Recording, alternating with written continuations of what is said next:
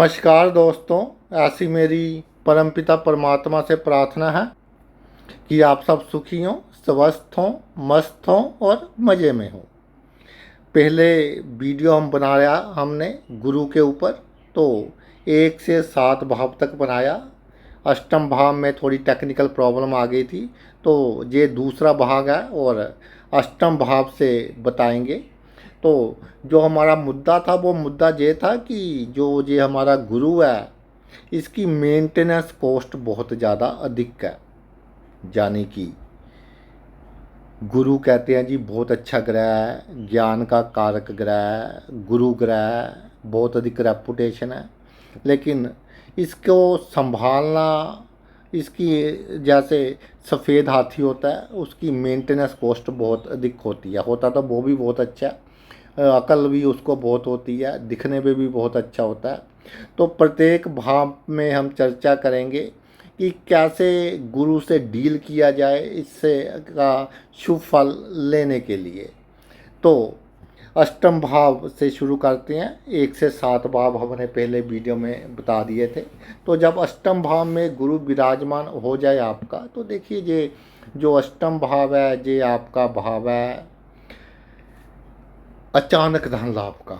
जीवन में अचानक जो घटनाएं घटती हैं, अनप्लान्ड जो बातें हैं, जो आपकी अकल्ट साइंसिस है, ये सब उसका भाव है। तो जब गुरु अष्टम भाव में विराजमान हो जाए, और ये कहते हैं कि हमारे रोगों का भाव भी है, उम्र का भाव भी है ना, तो हमें कुछ ना कुछ एक तो इस तरह की बीमारी दे देगा कि जो लंबी चलती है, और ऐसी बीमारी कि जिससे थोड़ा सा दुख दिखो। तो मैं कई बार अपने वीडियोस में कहता हूँ कि जी गुरु पानी पिला पिला कर मारता है, तो डायबिटीज़ जैसी बीमारी दे देता है कि जो लंबी चलती है, और इसका हमारे जो जीवन है, लाइफस्टाइल है, उसको बहुत अधिक इम्पैक्ट करती है। ना ढंग से हम कुछ खा पी सकते हैं, ना ढंग से कोई काम कर सकते हैं। अब अष्टम भाव में जब गुरु विराजमान हो जाए, तो पहली बात ये है कि अचानक धन लाभ पाने के लिए हमें अपने असूल छोड़ने पड़ेंगे। अगर अचानक धन लाभ पाने के लिए हमें लोगों के साथ इस तरह का व्यवहार करना पड़े कि अचानक धन लाभ कम हो, लेकिन बदले में हमने बहुत अधिक दे दिया, तो उसका कोई लाभ नहीं है। लोगों की एक्सपेक्टेशन हमसे बहुत अधिक ज़्यादा होंगी। जो लोग हमें अचानक लाभ पहुँचाने की कोशिश कर रहे हैं, अचानक लाभ पहुँचा रहे हैं, और जिनसे हमको उम्मीद है कि भाई एक ना एक दिन ये हमें अचानक लाभ पहुँचाएगा, पहले हमें उनका बहुत अधिक करना पड़ेगा। और कई बार हमें अपना सुख त्याग कर उनके काम आना पड़ेगा।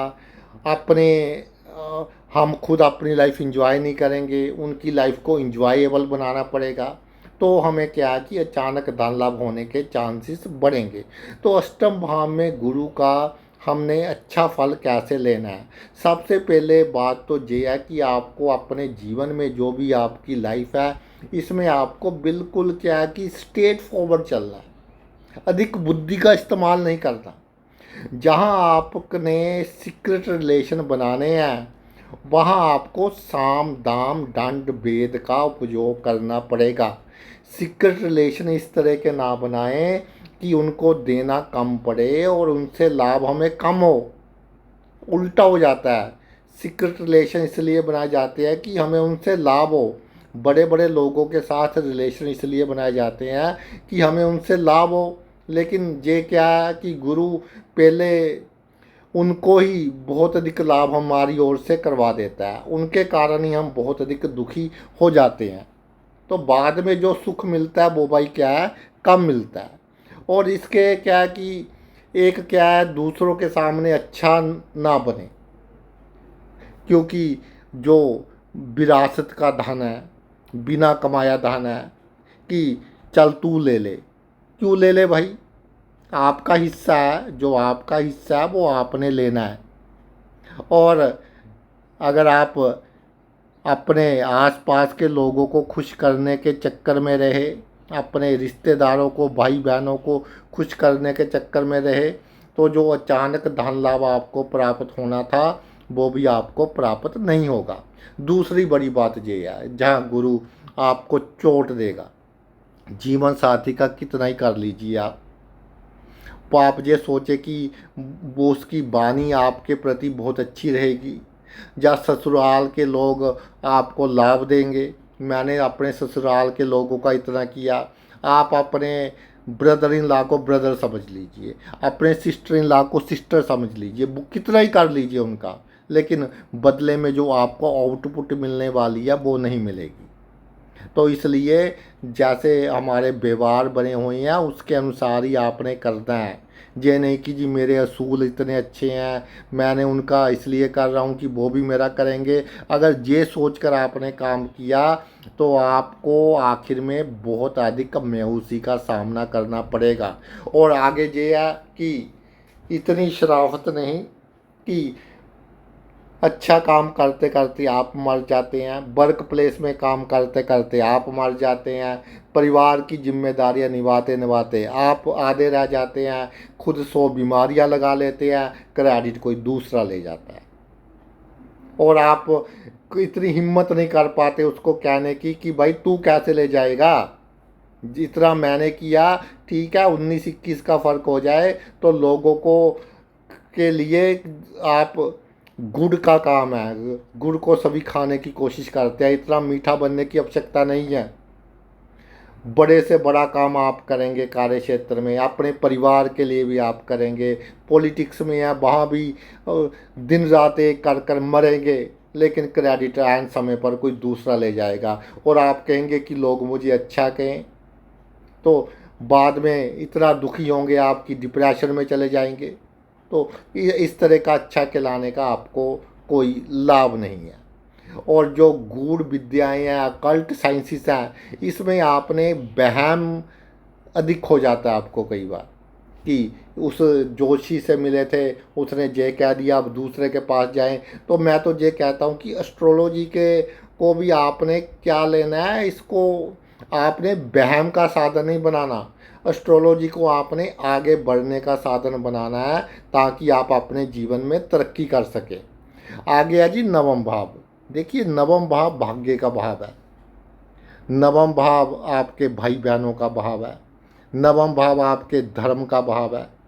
तो आपका जो भाग्य है, काल पुरुष की कुंडली के हिसाब से गुरु की अपनी राशि आ जाती है नवम भाव में, और ये कहते हैं कि सफ़ेद हाथी वो भी हाइब्रिड वैरायटी का अपने घर का आ गया। तो जो आपका भाग्य है, आपको अपना भाग्य खुद बनाना पड़ेगा। आप अगर भाग्य के सहारे बैठे रहे तो बहुत अधिक उतार चढ़ाव के कारण आप अपनी ज़िंदगी से एक उम्र में जाकर बिल्कुल अनसेटिस्फाइड हो जाएंगे। खुद आपको आप अपना भाग्य बनाना पड़ेगा, और ये नहीं कि भाई के लिए ये फ़र्ज है, दोस्त के लिए ये फ़र्ज है, धार्मिक काम भी करने हैं उसके लिए ये फ़र्ज है। जितना अधिक आप धार्मिक बनेंगे उतना अधिक आप नीचे जाएंगे, उतना लोग आपका नाजायज़ लाभ लेंगे, अनड्यू आपका लाभ लेंगे। और इसमें ये सबसे बड़ी बात है कि आशीर्वाद ले ले, इससे आशीर्वाद ले ले, उससे आशीर्वाद ले ले, जहाँ माथा टेक दे वहाँ माथा टेक दे, इस जगह पर जाए आए, एक काम जहाँ जाकर हो गया दूसरा काम नहीं हुआ तो किसी दूसरी जगह चले गए। अब इस तरह की क्वालिटीज नहीं रखनी आपने।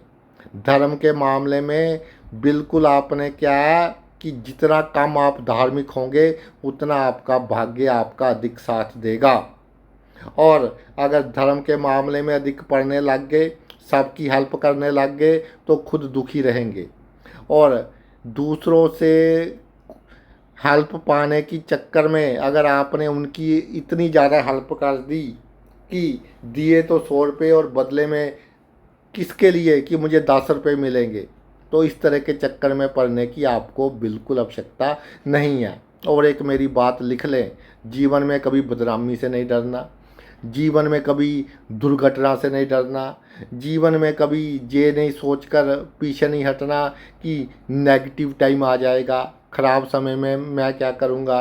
जीवन में कभी ये नहीं सोचना कि मेरा ये रिश्तेदार नाराज़ हो गया तो मैं क्या करूँगा, मेरा ये दोस्त नाराज़ हो गया तो मैं क्या करूँगा। जीवन में इस तरह के चक्करों में आपने कभी नहीं फंसना। बिल्कुल प्रैक्टिकल होकर आपने आगे चलना है। अपना भाग्य आपने खुद बनाना है, खुद आपने प्लानिंग करनी है, अपनी प्लानिंग के अनुसार करना है। जो बीच में आए उसको खदेड़ते चले जाएं। बी प्रैक्टिकल, तो आप अपने जीवन में कामयाब होंगे। और दसम भाव में जब गुरु विराजमान हो जाए, दसम भाव में गुरु जब भी आपका विराजमान होगा, सबसे पहली बात कि आपके और आपके पिताजी का जो नेचर है वो बिल्कुल डिफरेंट होगा। मिलेगा ही नहीं आपका आपके पिताजी जी के साथ नेचर। और अगर आपको ये लगे कि आपके पिताजी आपका काम करते, आपके भाई बहनों का दिख करते हैं, उनको सीधा कहिए कि जी पिताजी मैं आपकी इतनी सेवा करता हूँ, आपके इतने काम आता हूँ, सबसे अधिक सेवा आपने की पिताजी की। तो आप दूसरों का के साथ जितना करते हैं कम से कम उतना तो मेरा कीजिए।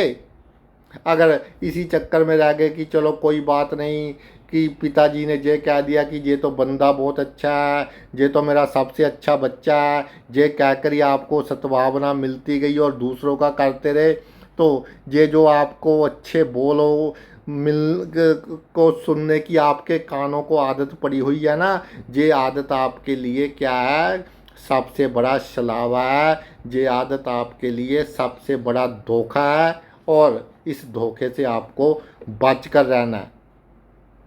आपने अपना हक लेना है। इसी तरह आपका कार्य क्षेत्र में बहुत बुरी बनती है आपके साथ।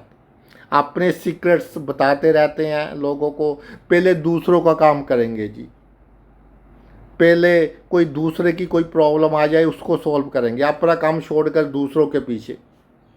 वही बंदा जिसका आप काम करेंगे, जब आपने थोड़ा सा उसके साथ कोई ऊंची आवाज़ में बात कर दी, वही आपके लिए सबसे बड़ा घातक बंदा साबित होगा। वही आपकी गुप्त शिकायत लगाएगा, वही आपकी लेग पुलिंग करेगा। तो कार्य क्षेत्र में होशियारी के साथ चलना है, कार्य क्षेत्र में चालाकी के साथ चलना है, नहीं तो आप अपने प्रोफेशन में कामयाब ही नहीं हो पाएंगे।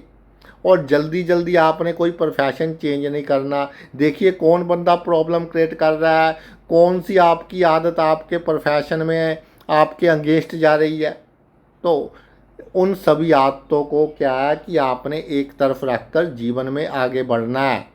और ये क्या है कि जो बड़े बड़े पॉलिटिकल लोग हैं, जो बड़े बड़े गवर्नमेंट ऑफिसर्स हैं, उसके साथ जब आपके संबंध बनते हैं तो उनको इतना ना दीजिए, उनका इतना ना कीजिए कि अपना सब कुछ लुटा दिया, अपना मन का सुकून भी लुटा दिया, पैसे भी लुटा दिए, पैसे भी उनके ऊपर लुटा दिए और ये सोचकर कि ये मेरी बहुत अधिक हेल्प करेंगे।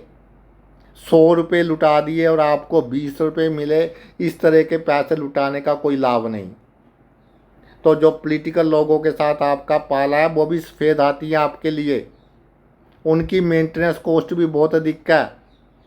और बॉस के साथ भी प्रैक्टिकल, जो भी आपकी अथॉरिटी है, और उससे अधिक डरने की आवश्यकता नहीं है। जब आप उसके कारण अधिक टेंशन में रह गए, उसको खुश करने की अधिक कोशिश में जब आप लग गए, तब आपका क्या है, नुकसान होना तय है, निश्चित है। जो आपका हक है आपने लेना है। आप काम कर रहे हैं, आपको तनख्वाह मिल रही है, आपका बॉस आपको कोई भीख में पैसे नहीं दे रहा जो आप उसकी इतनी परवाह कर रहे हैं। तो प्रैक्टिकल होकर आपको अपने प्रोफेशन में चलना होगा। अगर पॉलिटिक्स में है तो बिल्कुल शातिर रहिए। कोई बंदा प्रॉब्लम क्रिएट कर रहा है उसको अपनी लाइफ से निकालिए, गेट आउट कीजिए उसको अपने जीवन में से, और उसके साथ ईंट का जवाब पत्थर से दें।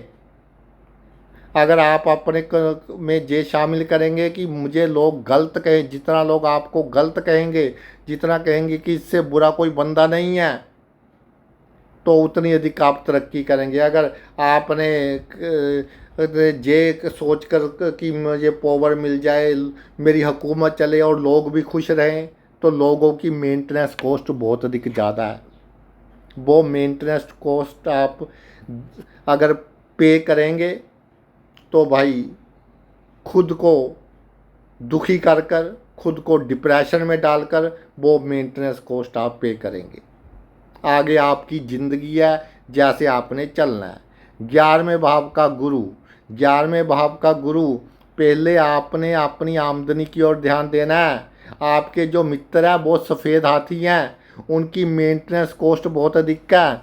जो आपका सोशल सर्कल है, अगर आप ये सोचते गए कि ये आपको सभी लोग आपके लिए कॉम्प्लीमेंट्स लेकर आएँ, आपके बर्थडे पर आपको विश करते रहें और आपके हाँ में हाँ मिलाते जाएं, तो इसके लिए आपको बहुत बड़ी कॉस्ट देनी पड़ेगी।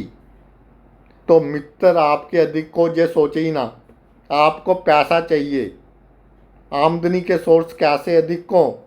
मित्रों के लिए आप इतना समय दे देते हो, उनको अपने सोशल सर्कल को इतना समय दे देते हो, अपने सोशल सर्कल के लाभ के लिए खुद का नुकसान करवा देते हैं, और जब उनकी करने की बारी आती है तो फिर बदले में मायूसी मिलती है। तो ये सभी की मेंटेनेंस कॉस्ट बहुत अधिक ज़्यादा है। किस्मत की ऊंचाइयां हासिल करनी है तो बड़े भाई बहन है या छोटे भाई बहन है, उनके साथ प्रैक्टिकल हो जाए, रिश्तेदारों के साथ प्रैक्टिकल हो जाए, मित्रों के साथ प्रैक्टिकल हो जाए। मेन एम आपका पैसा कमाना है। बिना पैसे से जहाँ किसी को कोई नहीं पूछता, पैसा कमाइए। और रिलेशनशिप का भाव है, रिलेशनशिप में भी प्रैक्टिकल रहे और किसी के साथ इतने गूढ़े संबंध ना बनाए कि ये सोचकर डर लगे कि अगर ये मुझसे नाराज़ हो गया तो क्या हो गया, ये मुझसे दूर चला गया तो क्या हो गया, तो क्या होगा मेरा। अगर लोगों के साथ ये सोचकर संबंध बनाएंगे तो लोग आपको ब्लैकमेल करेंगे और फिर लोगों के लिए जीते जाएं और अपनी आमदनी में गिरावट लाते जाएं, अपनी फाइनेंस में प्रॉब्लम लेकर आते रहें, अपनी फैमिली मेम्बर्स के साथ आपका कम करेंगे और मित्रों का अधिक करेंगे, जिनके साथ रिलेशन है उनका अधिक करेंगे, तो ना आपके मित्र बनेंगे ना आपके फैमिली मेम्बर्स बनेंगे। तो बी प्रैक्टिकल और मित्रों को सोशल सर्कल कम से कम बनाए आप अपना, क्योंकि इसकी मेंटेनेंस कॉस्ट बहुत अधिक ज़्यादा है। अब आ गया जी आपका 12वें भाव में गुरु। 12वें भाव में गुरु है तो किसकी मेंटेनेंस कॉस्ट अधिक है? शैया सुख की। जिस किसी के साथ भी आप सेक्सुअल रिलेशन बनाते हैं, इवन कि आपका चाहे लाइफ पार्टनर है, तो उसके का आपको बहुत अधिक करना पड़ेगा। तो शैया सुख के चक्कर में आपने बिल्कुल नहीं पड़ना। और दूसरी बात यह है कि जो खर्च करना है अपने ऊपर कीजिए। लोगों को खुश करने के लिए आपने बिल्कुल कोई खर्च नहीं करना। अगर लोगों को खुश करने के चक्कर में आप खर्च करते रहे तो भाई फिर आपका कुछ अच्छा होने वाला नहीं है। लोग ना खुश होंगे और वो कहते हैं कि मुर्गा जान से गया, खाने वाले को फिर नहीं मज़ा आया। ऐसे ही पहले आपने अपनी सुख सुविधा के ऊपर, अपनी लग्जरी आइटम्स के ऊपर खर्च करना है, फिर दूसरों के ऊपर खर्च करना है। पहले खुद के लिए ज़मीन जायदाद बनानी है, फिर बच्चों के नाम पर ज़मीन जायदाद बनानी है। पहले आपने खुद का घर बनाना है, फिर अपने भाई बहन रिश्तेदारों को सेट करना है। भी थोड़ा सा आपको क्या है कि सेल्फिश होना पड़ेगा। जितने अधिक आप सेल्फिश होंगे उतनी अधिक आप अपने जीवन में तरक्की करेंगे। और आपके जो आसपास के लोग हैं, क्योंकि जो 12वां भाव है ये आ जाता है आसपास के वो लोग जिनके लिए आप खर्च करते हैं, जिनको खुश करने के लिए आप खर्च करते हैं, जिनको खुश करने के लिए आप दौड़ धूप करते हैं। खर्च सिर्फ पैसों का नहीं होता, मानसिक भी होता है, शारीरिक भी होता है। जिनको खुश करने के चक्कर में आप खर्च करते हैं वो सभी के सभी सफ़ेद हाथी हैं, उनकी मेंटेनेंस कॉस्ट बहुत अधिक है। इसलिए उनको खुश करने के लिए मेंटेनेंस कॉस्ट ही निकाल दीजिए। तो वो मेंटेनेंस कॉस्ट अपने खुद पर आप रखिए, क्योंकि वो आपको इतनी खुशी नहीं दे पाएंगे जिसके कारण आप खुश हो सकें। तो आपने खुद को ही अपने आप को खुश करना है और ये बात आपको सीखनी पड़ेगी। तो भाई ये तो मेरा वीडियो था कि गुरु की मेंटेनेंस कॉस्ट बहुत अधिक होती है। जिस भाव में भी गुरु विराजमान होता है, तो आपने अपना कीमती समय निकाल कर ये वीडियो देखा, मैं तहे दिल से आपका आभारी हूँ। थैंक्स।